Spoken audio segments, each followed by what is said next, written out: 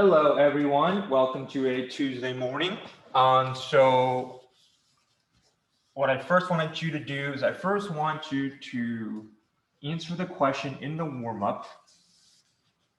So what do you think the word work means in physics? And then I want you to guess what do you think it means to do work to an object.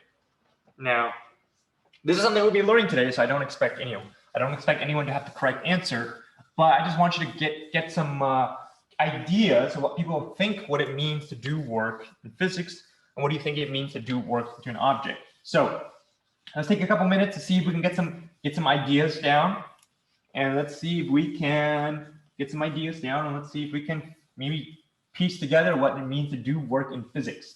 So let's take a couple minutes to figure out what it means, and when you're ready, just put your answer in the Zoom chat. We got a couple answers so far. I think we got Arvid. Arvid's got a good answer there. Let's see if we can get some more answers. What do you think it means to do work in physics? And what do you think it means to do work to an object? Got Miles, another good answer, solid answer. We got James here.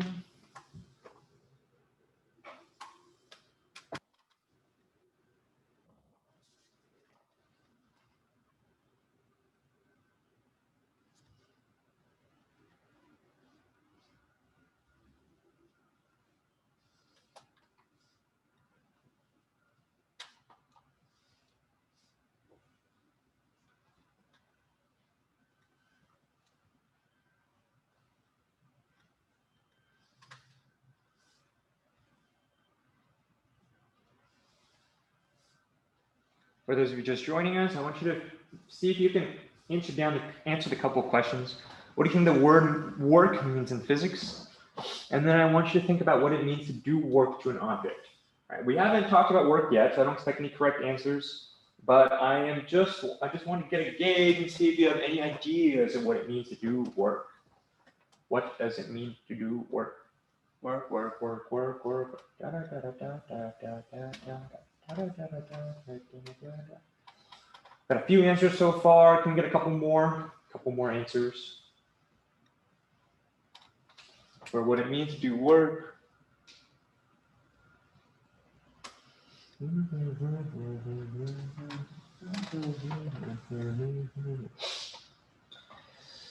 Take another minute or two to see if we can answer the warm-up question. What do you think the word work means in physics?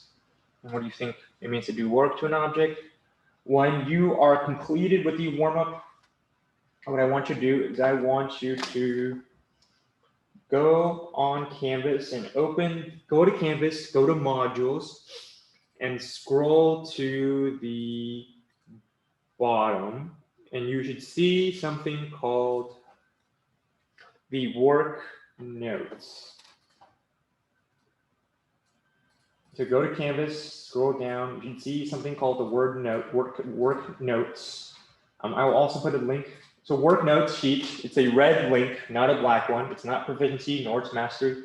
It should look something like this.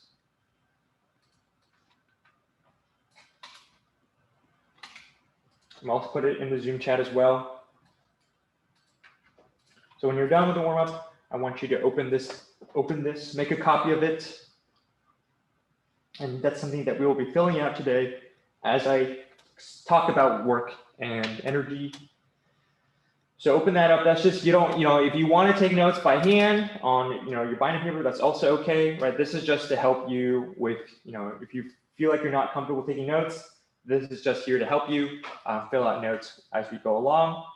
You don't have to submit this. I'm not expecting you to submit it. It's just there for you to help you take notes as we are going through this. So in a second, we'll get started with sort of the main topic of today, which is work. But I just want to give you a minute to open that up and make a copy of it. And I will also post a filled out version of it. So that way, if you missed out some stuff, you can always look at it. But if you have any questions on it, you can also let me know. And I can also answer them for you. So after opening it up, I also want to go over one more thing, which is grades. So grades are due October 9th for me. So I have to submit quarter grades by October 9th, which means that if you do not submit part 3 and part 4 by tomorrow, tomorrow I will start giving out preliminary zeros, right? You can still submit stuff, and I will always regrade them, but I will start putting out zeros tomorrow for parts 3 and 4 if we don't submit them. And then I also have your preliminary quarter grades also posted on Canvas. So you'll see if you're getting an A or a B or whatever in class. So make sure you submit those if you haven't already, and make sure you complete those. Make sure they're completed. I've been pretty lax so far, pretty patient. And so, even if you need more time, you can always let me know, and you can keep working on it after the quarter. But for the quarter grade, if you don't have it submitted, I will give out zeros. I think I might have even already started doing that. So if you don't finish it by tomorrow, if you don't submit it and complete it by tomorrow, I will start putting out zeros. And then on quarter grades, when the quarter grade comes, they will be official. So does anyone have any questions about how I'm doing grades, what you need to submit by Wednesday and Friday?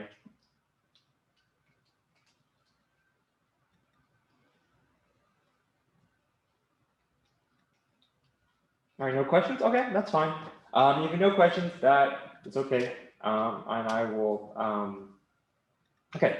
So for those who are just joining us on Canvas, there is something called the work notes. That's just a Google Doc for you to help fill out. I'll post the Google link one more time. And then so you can see what we're working with. So just fill this out as I start talking about energy, and it'll help you take notes. Okay, so I'm just gonna switch the view to the board. Okay, so here's what's gonna happen. Okay. So what we're gonna do today is we're gonna first start talking about work. What does it mean to have work? So what is work? What does work mean? So work means to apply external energy to an object.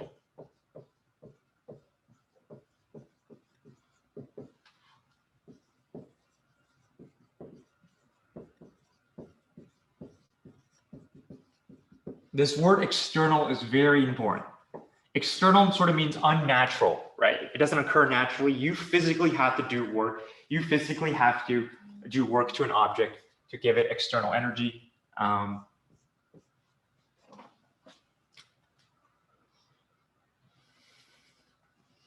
So when you do work to an object, when you apply external energy to an object, you are changing the total energy of it. So when you apply external energy to an object, you are going to be changing the total energy.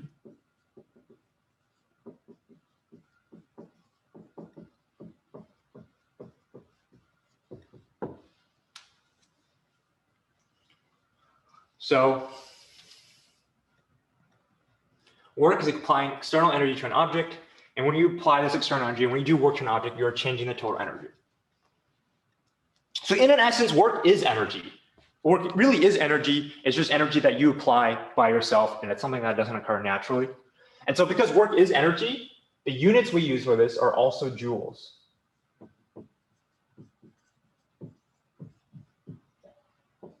Which is the same as energy. Right? Energy uses joules, work uses joules.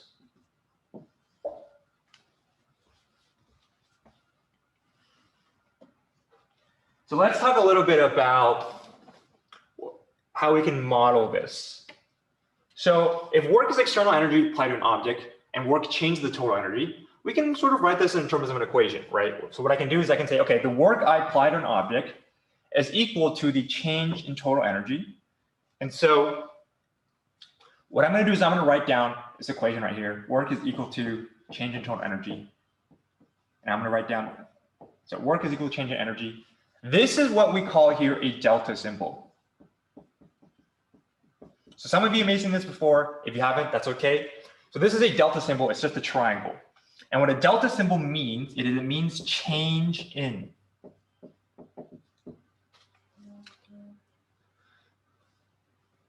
And so because I have a delta E, this means change in total energy.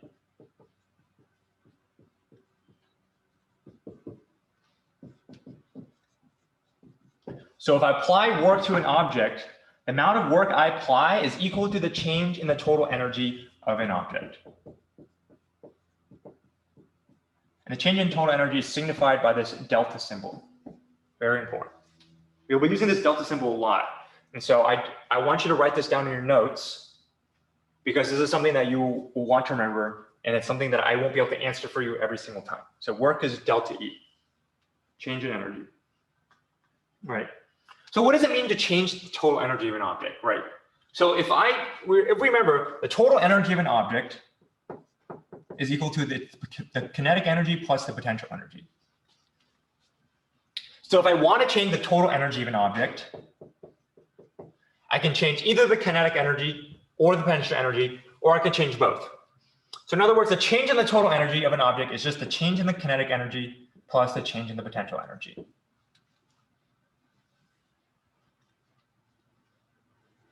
So in other words, you can change a object's total energy by changing its kinetic energy or changing its potential energy. And this means that if you're changing either the kinetic energy or the potential energy, you are doing work to an object. Okay, so we have a bunch of deltas again. So this is delta K. Delta K means change in kinetic energy. And delta P means change in potential energy.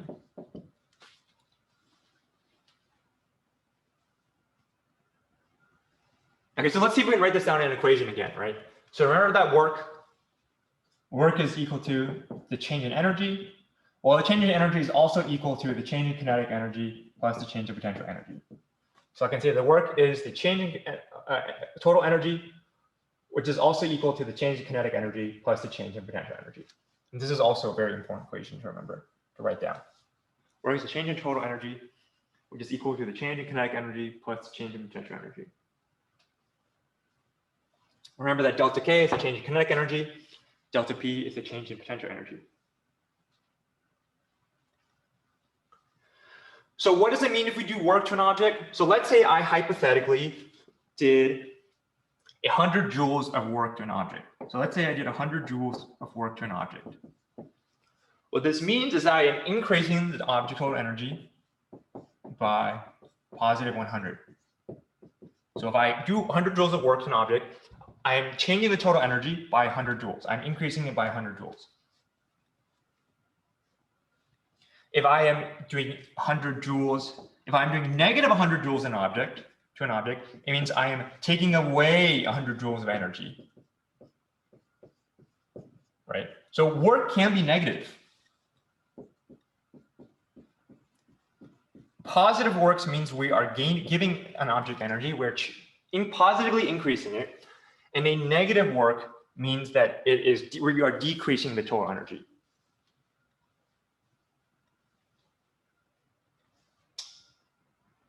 Does this make sense so far? Does anyone have any questions about this? About work, delta symbols, change in energy, positive, negatives?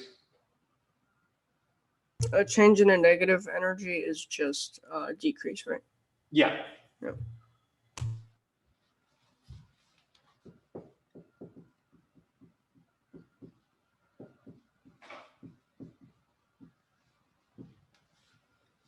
Okay. So let's go into the next problem, an example problem here. A barbell is initially at, okay, so if you didn't get number 7 on the notes, number 7 on the notes means you can change an object's total energy by changing its kinetic energy and or potential energy. This means that if you change an object's kinetic energy or potential energy, you are doing work to it. So that's for number 7 on the note sheet if you didn't get it. So now what we're going to do is we're going to do an example problem. Okay, so I have an example problem right here.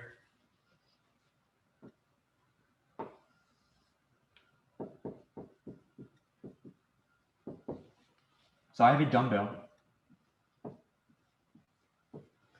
that is initially at rest. Initially at rest means it's not moving.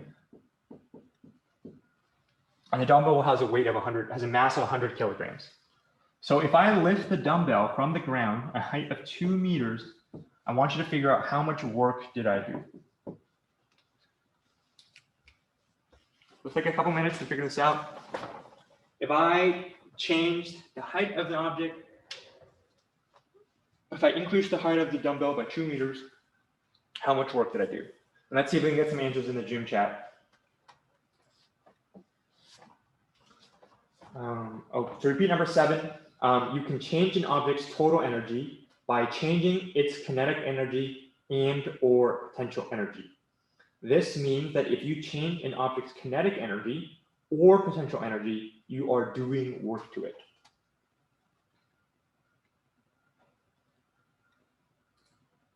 Does that mean we have to find the kinetic and the potential energy first? For this problem? Yeah.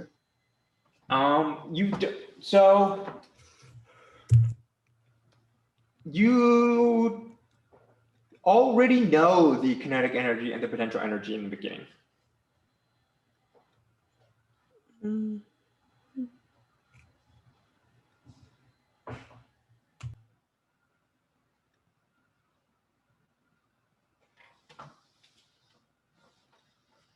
So let's see if we can get some answers in the Zoom chat when people are ready.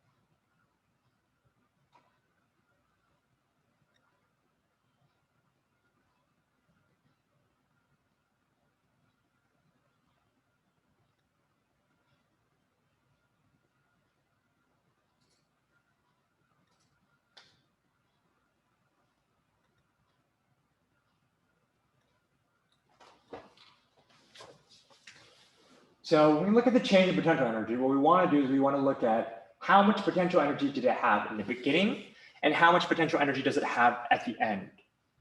So when the dumbbell is on the ground, right, when the barbell is on the ground, it means it has an initial height of 0. And at the top here, we have a height of 2 meters. Right, so that's sort of relating to the potential energy, how potential energy changes. What I also want you to think about is, okay, if it's initially at rest, what's the velocity? And if it ends up being at rest, what's the velocity again?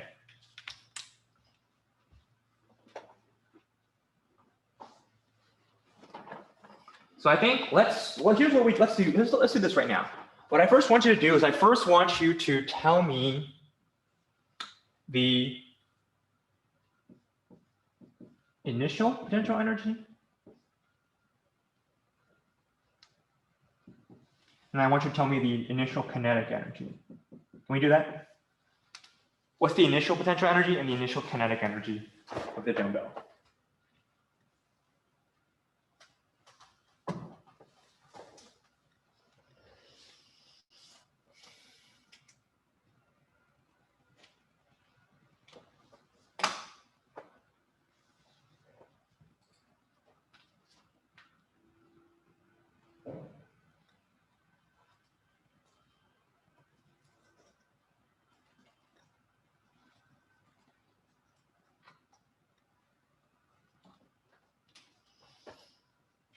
So we got a couple answers so far. So how do we know that the potential energy is 0?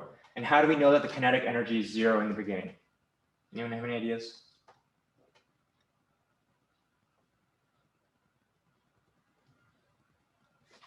Exactly. So the dumbbell is initially on the ground.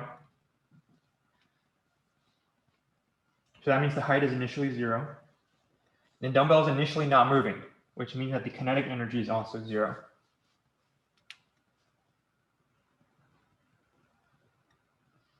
So now what I want you to do is now I want you to tell me what the final potential energy is and what the final kinetic energy is.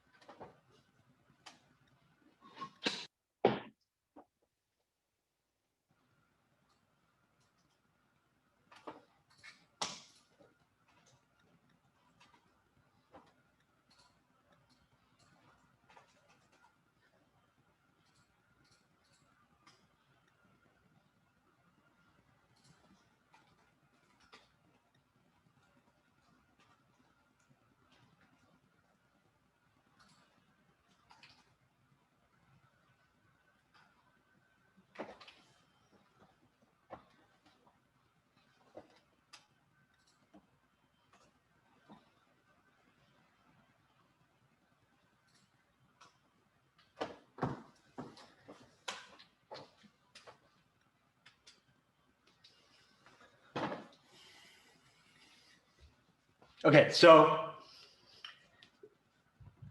I lift the dumbbell off the ground. The dumbbell is initially not moving. And when I bring it to the top, it's still not moving, which means that the final kinetic energy is also 0.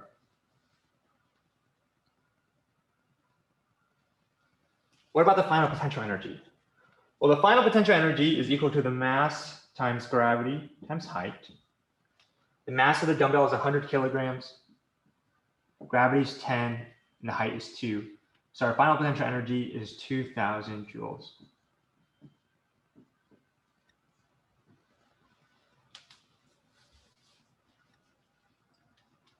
Okay, so now does someone want to tell me how much work did we do? How much work did we do in this problem?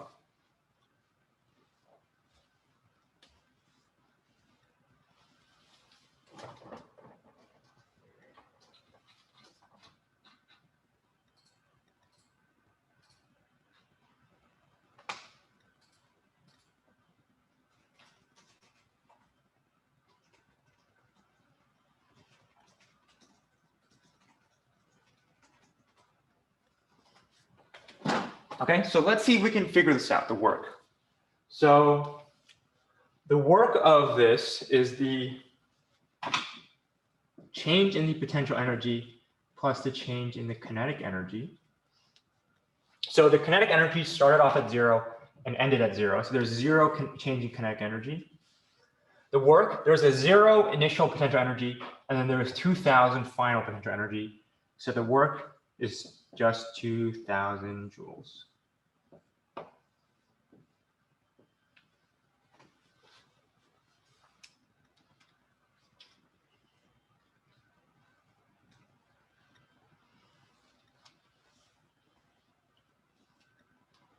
Okay, so that's one problem. Let's see if we can do another problem.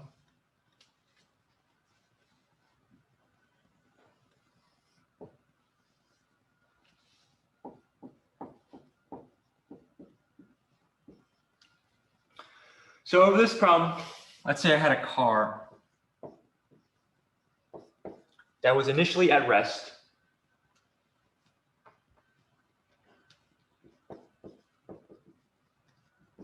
And then I apply 1,500 joules worth of work to it. Right, so imagine it's initially on the ground. And then what I want you to do is I want you to figure out how much kinetic energy will it have. And then I want you to figure out how fast will it be moving. So there's a car initially at rest. I apply 1,500 joules worth of work to it. I want you to figure out how much kinetic energy it will have and what is the velocity it will have.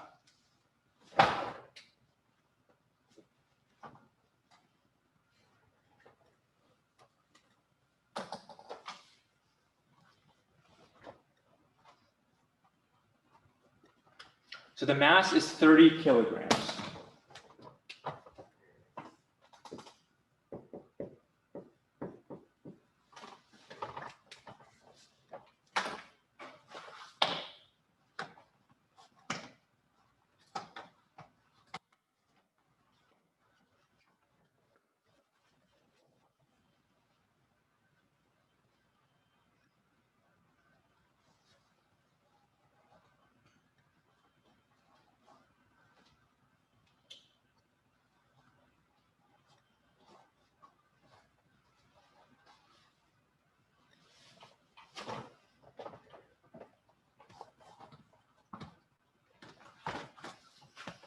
I think it'll help if we first figure out how much kinetic energy and how much potential energy we have in the beginning.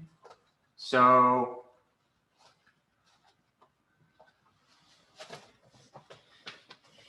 if it's on the ground initially, how much potential energy do we have?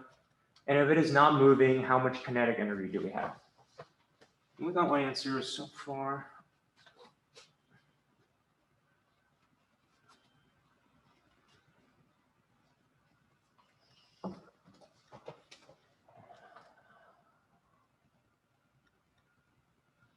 So that's a good idea, Kimberly. What I want you to think about, Kimberly, is how much, are we pushing it up or are we pushing it horizontally? Because we're not changing the height of the car, we're just changing the velocity. So I think you're on the right track. Here's what I'm going to do right now. Is first I'm going to figure out our initial potential energy and our initial kinetic energy.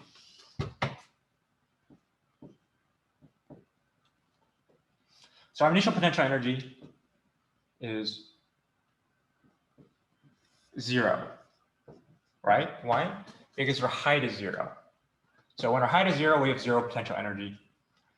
Because we are initially at rest, this means that our kinetic energy is also initially 0.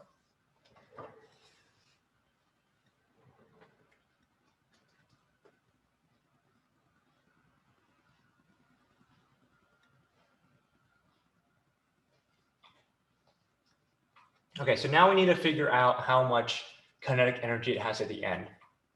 So because we're pushing this car horizontally, this means that the final potential energy is also 0.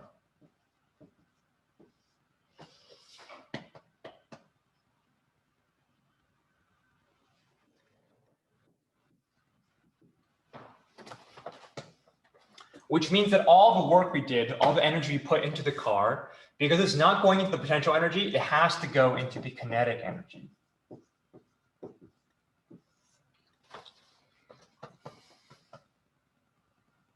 So this is how much kinetic energy we have at the end. Can anyone figure out what our velocity is at the end?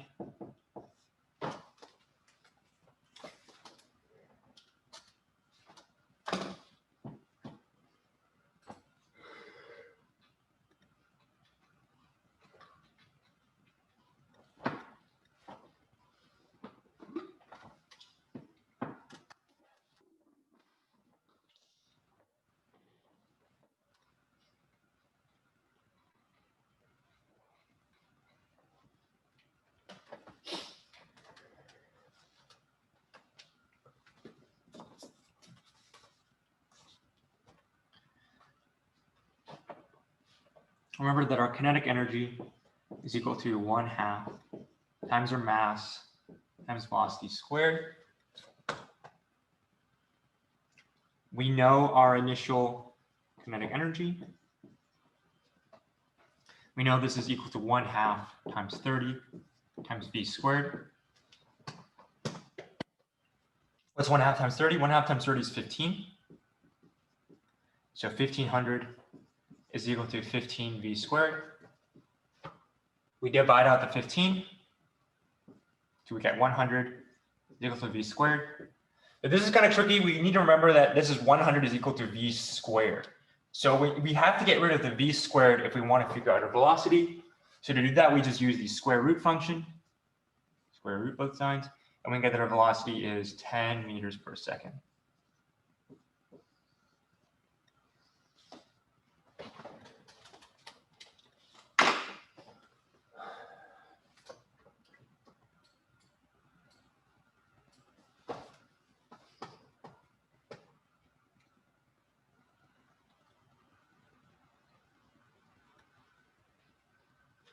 Anyone have any questions on this?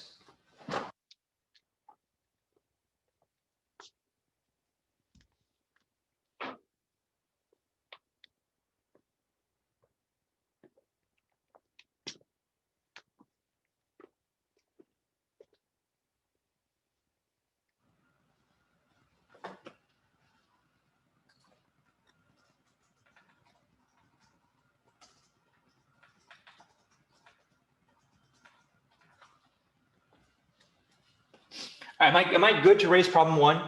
Can I raise problem 1? Okay, so sorry, I just want to give everyone enough time to write down some notes. Okay, so now we're going to do a continuation of work, and we're going to talk a little bit about what work actually means. So I've just told you, okay, when I do work, I just change the total energy of an object, right? That's what I do when I do work, but I haven't really told you what work actually means. So when I do work on an object,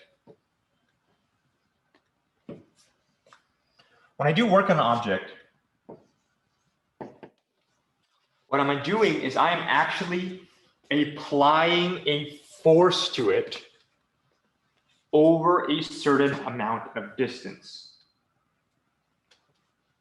So in other words, the work I apply to an object is equal to the force I apply times the distance. F is for force, D is for distance.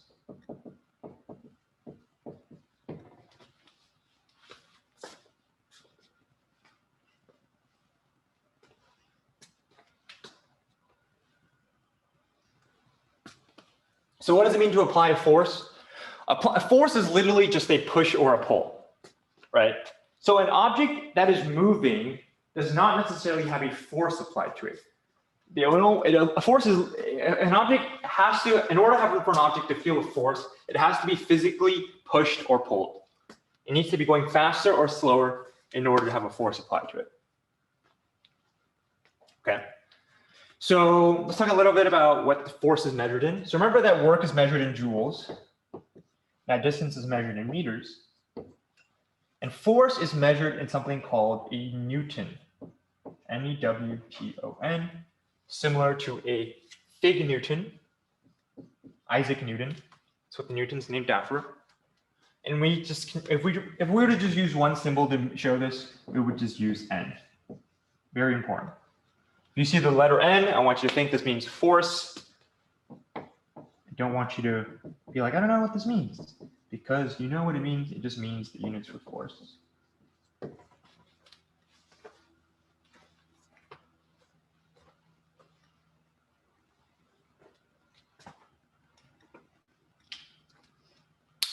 Okay, does anyone have any questions about force, work and force? So work is equal to the force times distance. Force is just a push or pull and distance. And this is also equal to just our change in energy. So if I apply force times distance, that's equal to the work I have, which is also just equal to our distance. I mean, our total change in total energy.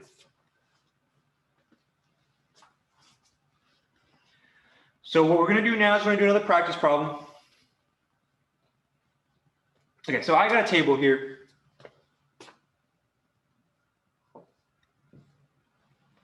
And I got a book.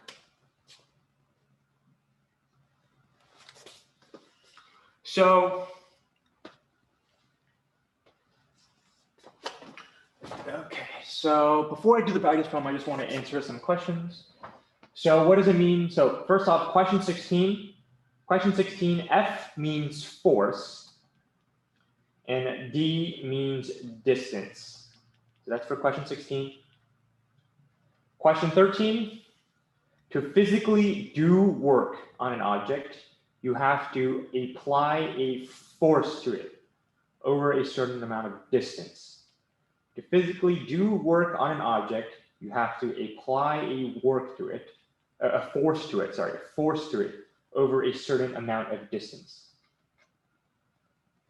For question 6, delta E, therefore delta E means change in total energy. Okay, so now that we have this idea of what work means in terms of force and distance, what I want to do is I want to take a look at the practice problem. So I have a book here, and what I'm going to do is I'm going to apply a force to it. And let's say I applied a force worth of 1 Newton. Applied a force of 1 Newton. And this book ended up moving 2 meters. So now I want you to tell me how much work did I do to push the book?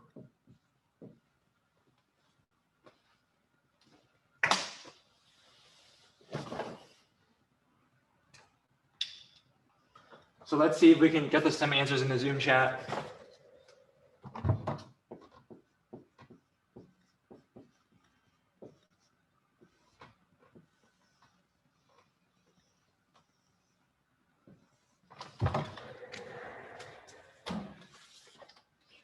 I pushed a book with a force of 1 Newton. book moved a total of 2 meters. How much work did I do to the book?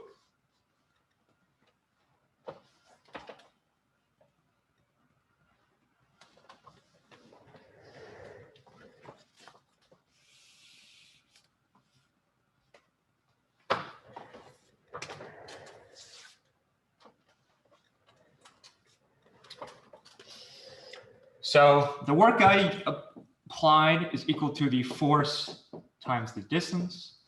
So I know my force is 1 Newton. I know my distance is 2 meters. So my work is equal to 1 Newton times 2 meters, which means that our work is 2 joules.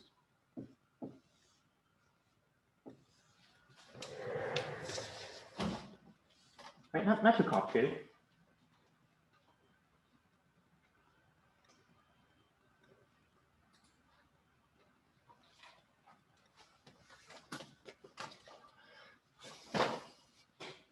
So on the topic of work and force, one thing I talked about earlier was how work can be negative, right? When I do negative work, it means that I am reducing the total energy of an object. Now, when we look at this equation, work is equal to force times distance. Distance cannot be negative, right? I physically cannot, there's no such thing as negative 2 meters, right? That doesn't make any sense. However, we can apply a negative force. So a negative force generally means lifting something down, so moving something down, not dropping it, moving something down, or it means slowing something down. So when I'm applying a negative force, I usually mean that I am either reducing the kinetic energy by slowing it down, or I am reducing the potential energy by lowering it. Lowering it, not dropping it, lowering it. Because if I'm dropping it, I'm letting the potential energy convert to kinetic energy, which is not changing the total energy. If I'm lowering, though, I'm not giving it any kinetic energy, I'm just reducing the potential energy. So this is an important concept when we talk about force. So last but not least, let's talk a little bit about what kind of stuff can do work, what kind of stuff can't do work. So when I told you, what I talked about earlier was how work was related to, was done by an external force. Now, external means it's something that you or something else is doing. Now, gravity is not an external force. We do not consider gravity to be an external force. This is because gravity does not change the total energy of the object, right? Gravity is an internal force that just happens naturally, right? If I drop an object, gravity just pulls it down naturally. It is not actually doing any work to the object because it is not changing the total energy. So in other words, gravity does not know.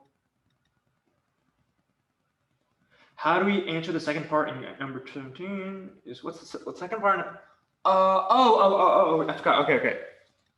So Kimberly, let me finish my train of thought here, and then I'll go back to number 17. So what this means is gravity does not do any work to an object. This is because we don't consider gravity to be an external force. And this is because gravity does not change the total energy of the object. It only changes how the kinetic energy and the potential energies are distributed. When I'm dropping an object, all what gravity is doing is it's changing the potential energy and it's converting it to kinetic energy. But it's not physically taking away any energy. This is very important because a lot of times you might see a problem where it's like, I dropped an object. How much work is being done? And the answer is 0 because gravity is not doing work to it. Okay, so the second part of number 17, this is something I sort of skipped over earlier. I forgot. So for this book, it was initially not moving.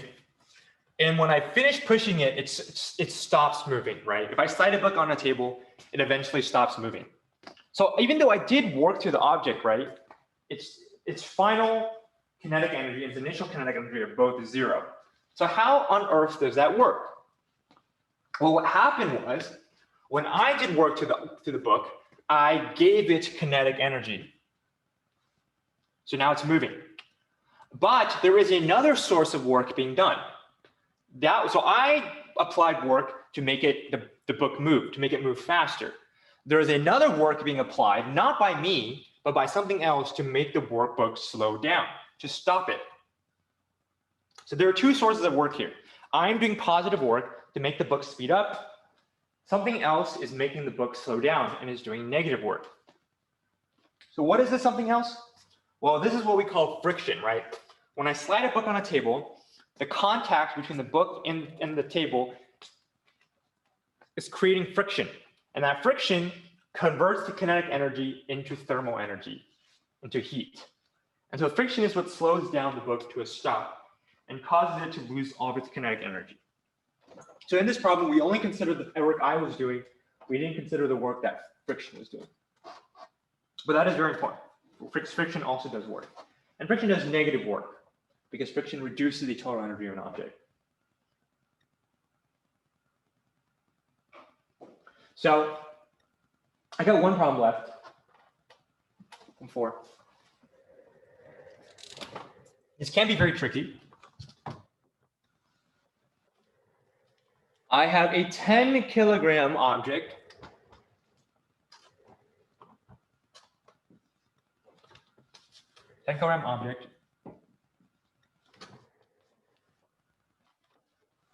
That is initially not moving, initially at rest.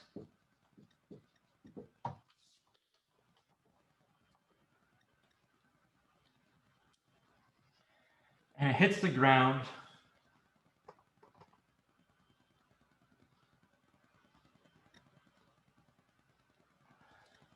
And it hits the ground with a velocity of, I said 100. It should actually say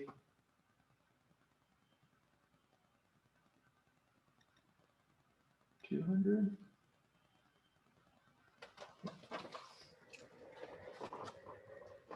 So I have a 10 kilogram object that's falling to the ground.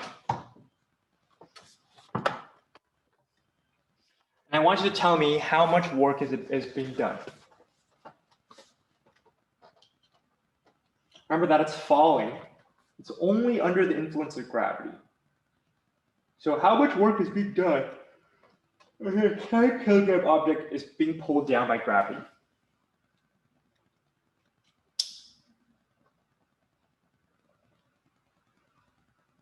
It's kind of a trick question.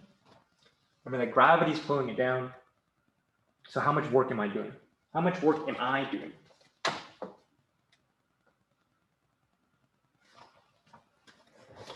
You are absolutely correct. The work I do here is 0, right? Because I am not physically doing anything. Nobody else is doing anything. Gravity is the only thing that's being done here. So when an object is falling, there's no work being done. Okay. So that about covers it for work and for a little introduction to force, which we'll cover later on. What I want to do right now is, before we start moving on to sort of a little bit more practice, I want to explain a little bit more about how we can look at the change in potential energies. So I'm going to erase this problem right here.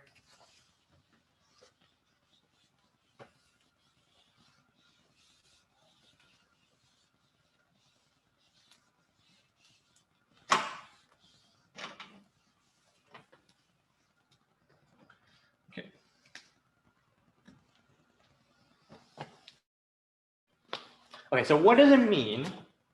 So why is it 0 again? Because when the object was falling, right, the only thing that was pulling it down was gravity. And gravity never does any work to an object. That gravity does not change the total energy of it. So anything that is falling, like for example, in your roller coaster, right, if there's no friction, then there is no work being done because gravity is the only thing pulling it down. Okay, so let's explore a little bit what it means to change our potential energy. So when potential energy changes, It means that there's a difference between the final potential energy and the initial potential energy. So what I can write this is as, okay, the change in my potential energy, delta P, is equal to my final potential energy. What I'm gonna do here is I'm gonna write P with a little f. The little f means final. So this PF means final potential energy. This does not mean that P is multiplied by F. That's a mistake a lot of people can make. They see the P and the F and they're like, oh, that means I need to multiply the P and F. No, the F is like a label for the P. It tells us what the P means, but you don't multiply the F. And whenever there's a little symbol down here for anything, you never multiply it. So PF means final potential energy. And so what we can say is that the final potential energy is equal to, the change in potential energy is equal to the final potential energy minus the initial potential energy with a little I. And this little I means initial potential energy.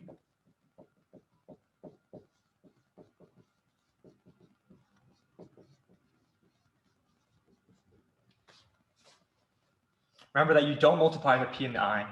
It's just a little label for it. That's something that I want you to remember. I don't want to see anyone being like, oh, it's P times I. Because it's not P times I. It's just initial potential energy. Okay. So I'm going to expand on this a little bit more, but we do have a question. So the question is, okay, what do I say about gravity? Okay, so for 18, gravity does not do work on an object. Gravity does not, with a big capital lock, caps lock, bolded, underlined. Gravity does not do work on an object. And this is because we do not consider gravity to be an external force, as it does not change the total energy of the object, only how the kinetic and potential energies are distributed. So that's for number 18, if you didn't get it initially. Okay, so now let's take a look at a little look at what this means. So usually what this means is that usually when we change an object's potential energy, all we are doing is we are changing the height of it.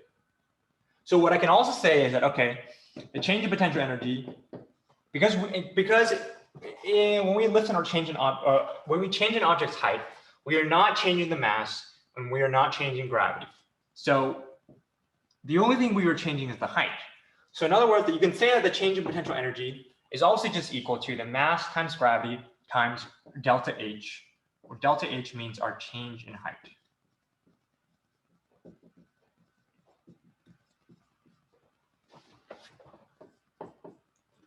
So this is a little bit simpler. It helps you look at it more intuitively. If you know your initial height and you know your final height, you can use this to figure out your potential energy. This right here is a better explanation for just how this works, what delta P actually means. And this is better if you want to just calculate it straight up. So delta P, where do we write these notes? Unfortunately, I did not give you a section to write these in, Kimberly, because I sort of forgot about it when I was writing this down. What I would do is I would just create another line or something to type this in, or I would just write it down in your notebook or something. So yeah, unfortunately, I don't have a space for you. I sort of forgot to put that in. This is something that I just thought about, like honestly 5 minutes ago. So I would just write this down and make a little line for it to write it down on, or just write it on a piece of paper or something. Yeah. This is a little bit. This is probably maybe not as quite as important as the other stuff, but this helps us sort of figure out what delta P actually really means. What does it mean to change our potential energy? And what it means is we're just looking at our final potential energy and we're comparing it to our initial potential energy. So now, when we look at delta P, it means we also need to look at delta K. Now, delta K is much more complicated than delta P. And this is because there is no simple way to just simplify it. Now, delta K starts off the same way. When I change my kinetic energy, I'm looking at my final kinetic energy, and I'm subtracting my initial kinetic energy, right? So if I have more final kinetic energy than I did have initially, I'm going to have a positive change in kinetic energy, which means I'm doing positive work. If I have less kinetic energy in the end than I do in the beginning, this is going to be negative, which means I've done negative work. So remember, what does Kf mean? Kf means final kinetic energy. It does not mean K times F. It does not mean K times F. I want you to write that down. does not mean K times F. It just means final kinetic energy. And then I want you to remember that Ki means initial kinetic energy.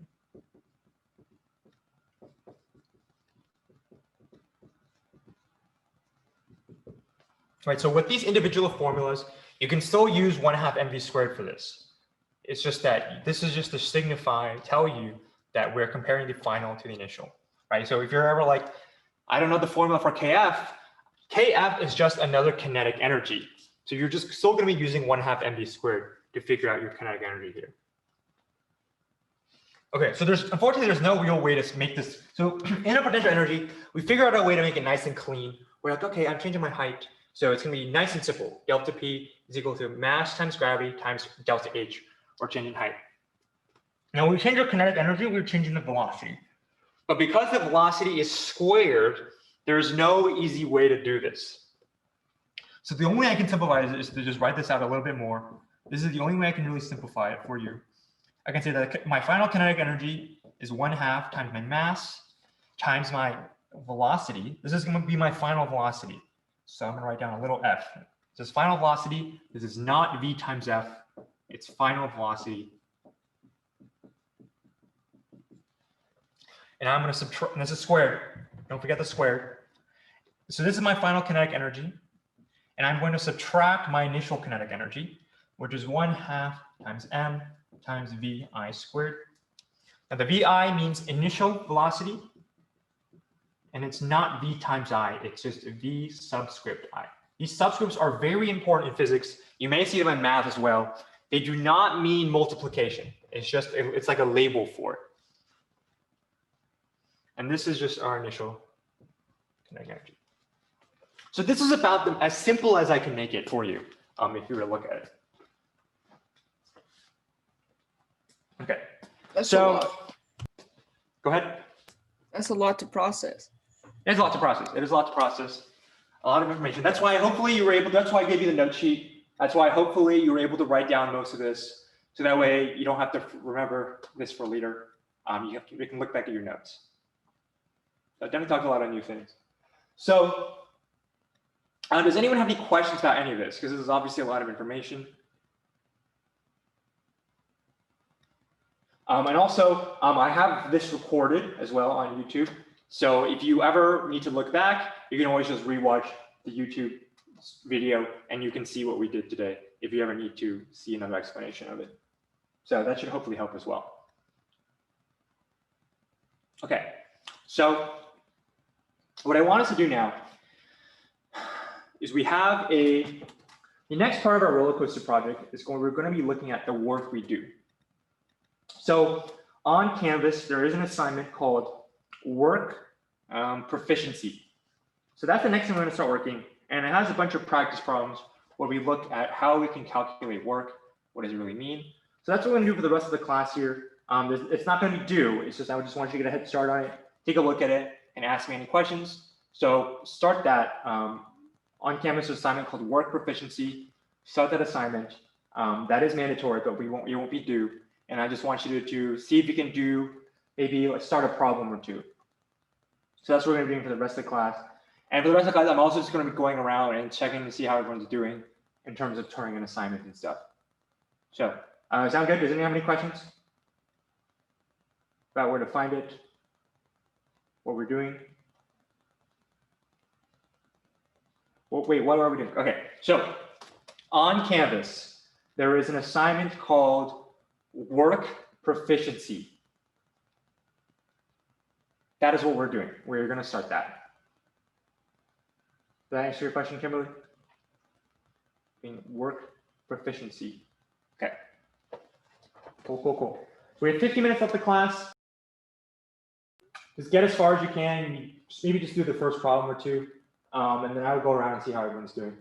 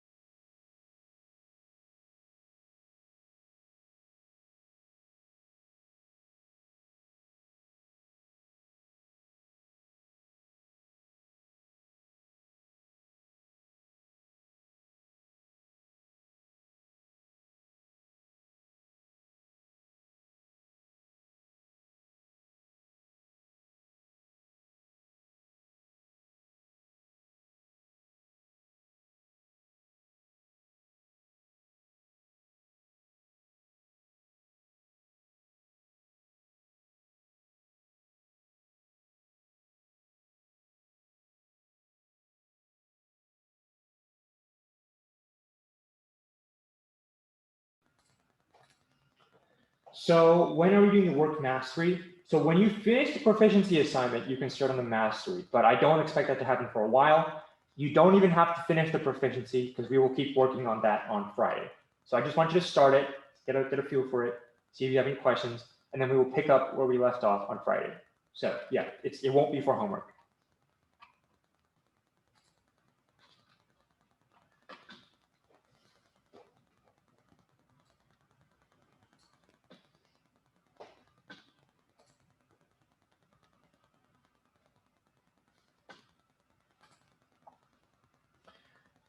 So Kimberly, did I answer your question?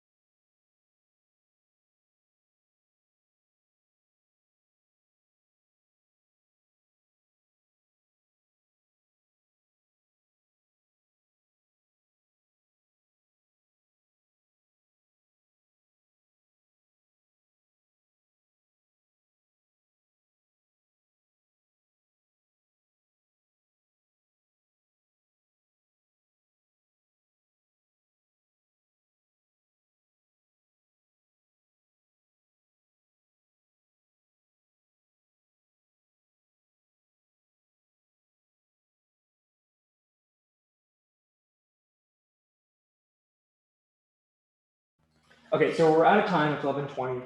So for homework, you do not need to do any of the work stuff for homework. You do not need to do that. Instead, you should focus on submitting parts 3 and 4 by, hopefully Wednesdays. Finish on submitting those, and I'll have those graded. If you don't submit these by Friday, for sure you'll get a 0 on them, temporarily at least. 5 and 6, if you don't submit those, you will not get a 0. Those are just there if you want to earn a mastery. So yeah. So if you are missing stuff or you have questions with, I highly advise you stick around at least a little bit for lunch so I can check and see where you are, or at least come to my office hours later on today, 2:40, 3:40, and see if I can help you with that. Otherwise, you're free to go. Yeah, and please check in with me if I haven't graded any of your stuff, or if you haven't received grades for part 3 or part 4, you should at least check in with me and see where you are with that. So yeah. Thank you. Thank you. Bye-bye. Thank you. Thank you. Is the work proficiency due by Friday or is it? Not due by Friday. Does It's it not? say, is there a due date? Is there a due date on it? It Oh should no, I not- was just wondering if there was because No, it no, no, didn't no, show no. one. Don't do it by Friday. Finish on working on the parts. Finish working on parts 3 and 4. So mastery is not considered extra credit. Mastery is instead considered mandatory for an A. So we can think of it Yeah. as a proficiency will earn you up to a B. Mastery will earn you up to an A. So that it's not Oh, considered okay. extra credit because it's not like, oh, you're doing mastery, therefore I got an A plus. No, it's necessary to earn an A. Oh, Yeah. Oh, I can't find the emails. I think you on your end you see the emails when I like share something with you, but it doesn't tell me when I share something. Like it isn't in my sent. Okay, you never shared part 4 with me. Uh, I only have your part 3. That's weird.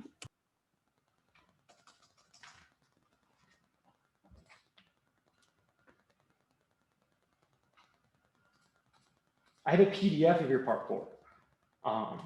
That's about all I have. Wait, mean, Mr. I can- Lee, see my chat. Sorry, Kimberly, did I answer your question?